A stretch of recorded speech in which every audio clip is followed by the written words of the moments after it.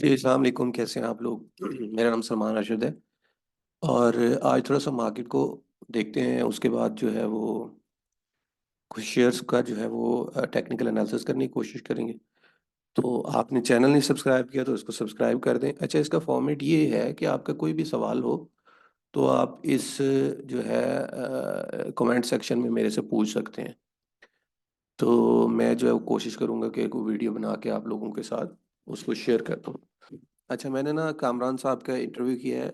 ये बड़े knowledgeable person हैं और इन्होंने अपनी पहली वीडियो भी जो है वो डाल दी हुई है।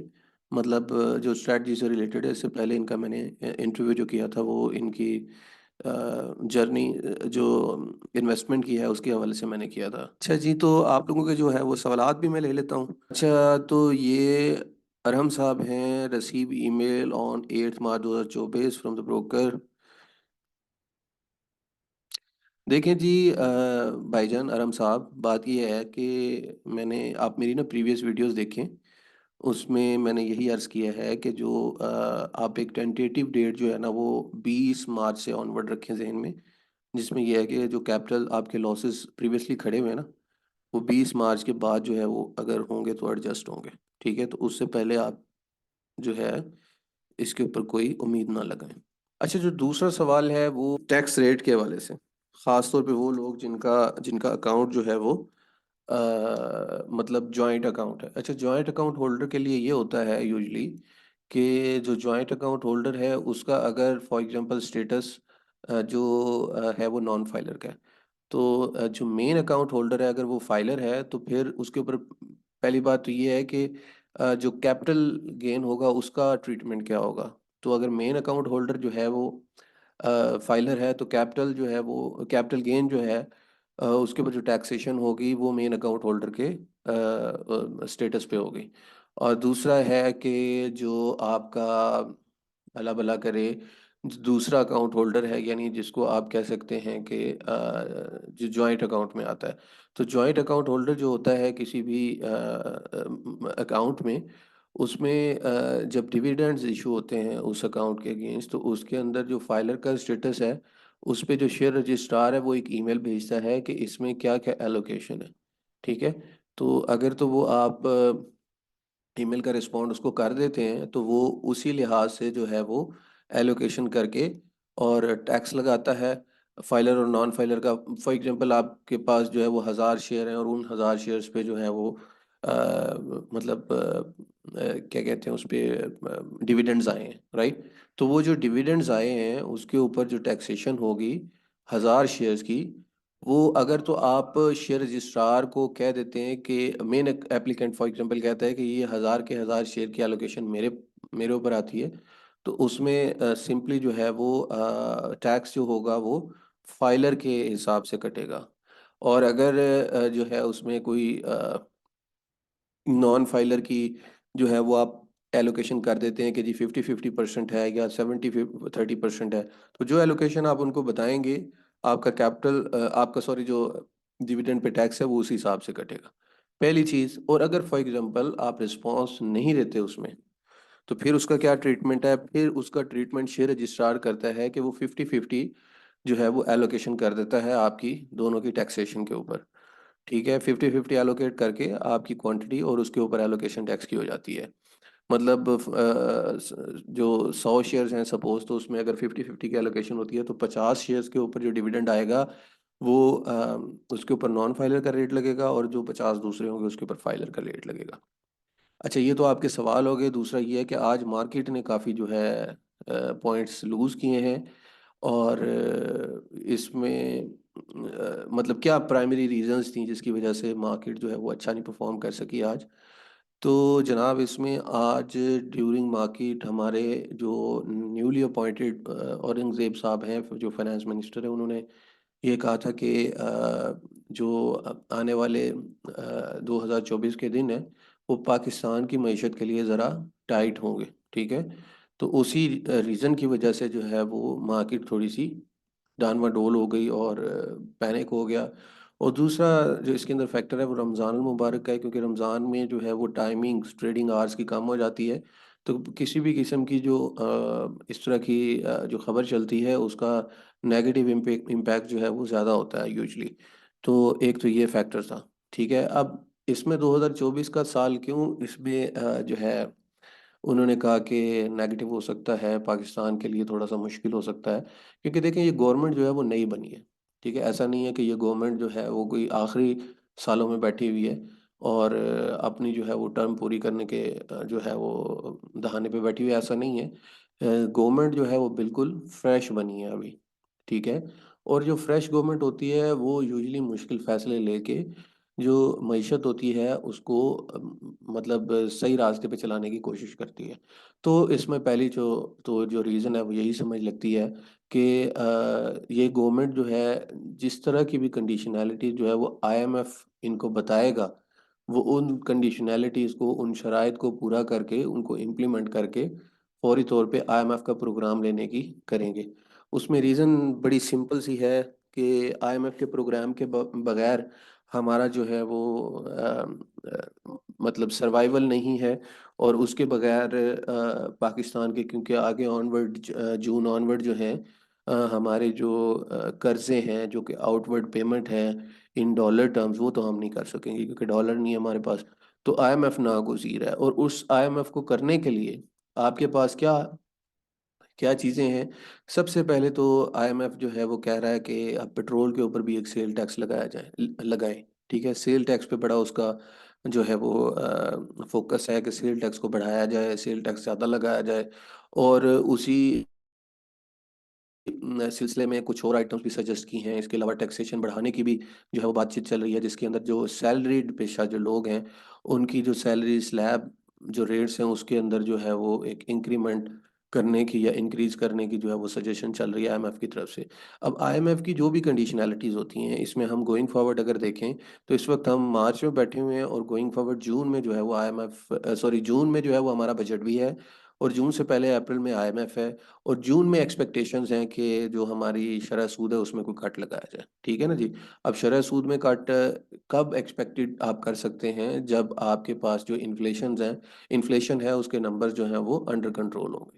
अगर वो इन्फ्लेशन के नंबर्स अंडर कंट्रोल नहीं होते तो फिर आप उस पे किसी भी किस्म का कट जो है वो एक्सपेक्ट नहीं कर सकते, ठीक है? तो इस वक़्त जो है वो 23% पे इन्फ्लेशन है और अगर आईएमएफ की कंडीशंस जो हैं वो हम इम्प्लीमेंट करवाते हैं, जिसमें उनकी पहली शर्त तो ये है कि गैस के रेट्स बढ़ाए जाएँ, जिसके आपको पता है इन्फ्लेशनरी प्रेशर आएँगे और वो आगे पास ऑन हो जाएँगे तो चीज़ों के रेट बढ़ जाएँगे। जो भी मैन्युफैक्चरर बैठा हुआ है वो उसको पास ऑन कर देगा और रिसेंटली हमने देखा भी है कि जो फर्टिलाइज़र्स के जो है वो रेट्स बढ़े हैं। इसी तरह जिस इंडस्ट्री में जो है वो गैस के रेट्स बढ़े हैं उन्होंने आगे उसको पास ऑन कर दिया। इसी तरह से दूसरा इसकी जो फ़रमाइश होगी वो यही होगी कि बिजली के रेट्स को बढ़ाया जाए और जो सर्कुलर डेट है वो कम किया जाए, राइट? बिजली के रेट्स हो गए, गैस के रेट्स हो गए, ये बड़ी प्राइमरी चीज़ें हैं और तीसरा जो है वो इसके ऊपर पेट्रोलियम प्रोडक्ट्स के ऊपर सेल टैक्स जो ऑलरेडी पेट्रोलियम प्रोडक्ट्स हमारी महँगी है और इंटरनेशनल आपको पता है क्रूड ऑयल की प्राइसेज़ भी जो है वो कोई इतनी ज़्यादा स्टेबल नहीं है और नीचे की तरफ नहीं जा रही। क्योंकि अब रिवाइवल आ रही है, तो रिवाइवल में ज़ाहिर-सी बात है ये फिर इसी रीजन में जो है वो स्टेबल हो जाएँगी।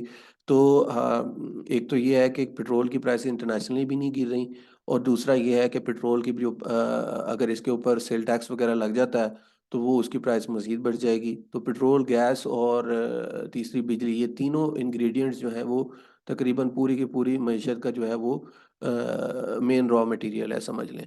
और इसके बगैर तो आपको पता है कोई भी चीज़ नहीं चल सकती। तो अगर इनके रेट्स बढ़ेंगे तो डेफ़िनेटली इनकी जो प्राइसेज़ का इफ़ेक्ट है वो कंज़्यूमर पे आएगा और चीज़ों के रेट भी जो है वो बढ़ना शुरू हो जाएँगे। फूड इन्फ्लेशन दोबारा से सर उठाएगी।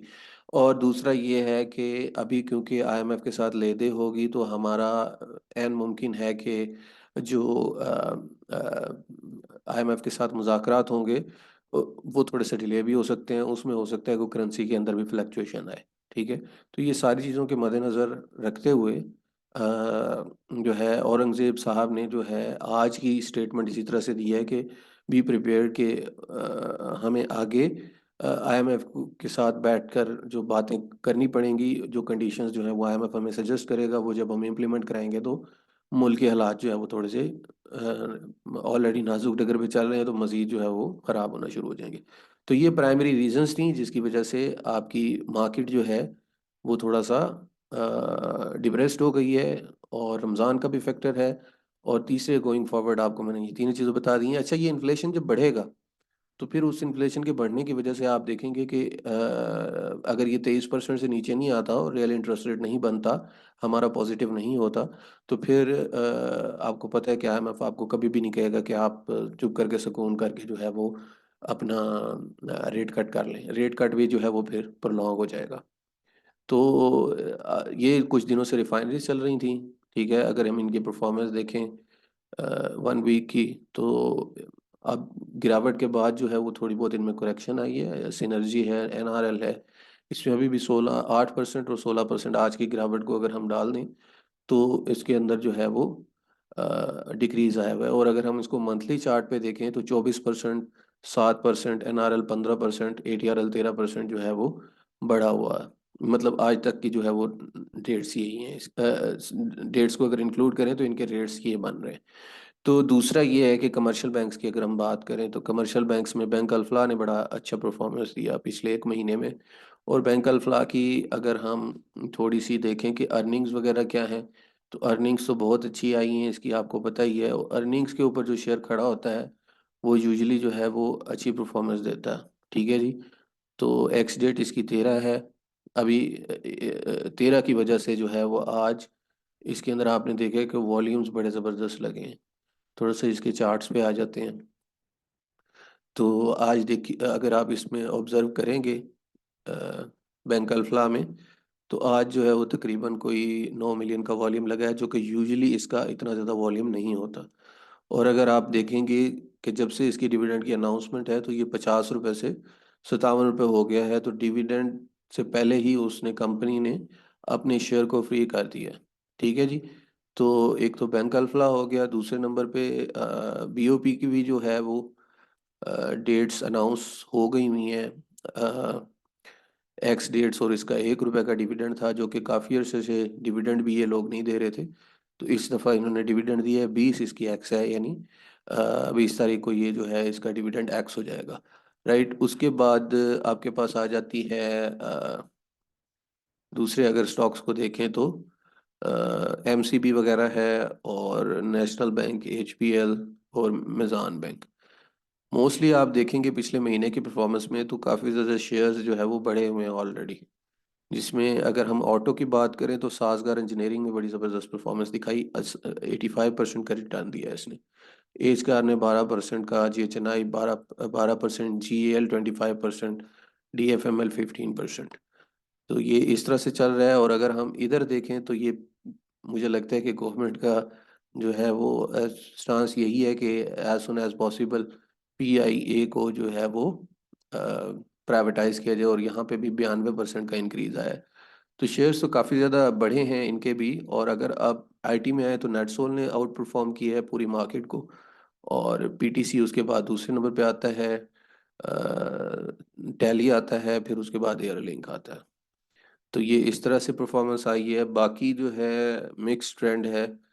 और ज़्यादा जो लाइम लाइटेड सेक्टर रह गया है वो ऑटो असेंबलर का रह गया है। और इसके अलावा मतलब अगर डिविडेंड ओरिएंटेड देखेंगे तो आपको बैंकिंग सेक्टर्स मिलेंगे, बैंक सेक्टर के स्टॉक्स मिलेंगे, टेलीकॉम, कम्युनिकेशन जिसको IT सेक्टर बोलते हैं, वो भी अच्छा परफॉर्मेंस रही है। तो ये कुछ इस तरह के जो है वो स्टॉक्स हैं जिसके ऊपर आप लोगों को मैंने थोड़ा सा एक ओवरव्यू दिया। बाकी ये है कि आप अपने सवाल ज़रूर पूछें नीचे। आपने किसी स्टॉक का टेक्निकल या फंडामेंटल एनालिसिस कराना है तो आप इसके कमेंट सेक्शन में आप लिखेंगे तो डेफिनेटली हम अगली आने वाली वीडियोस में उसको कवर कर देंगे। Thank you. चैनल को ज़रूर सब्सक्राइब करें और दोस्तों के साथ भी शेयर करें। अल्लाह हाफिज़।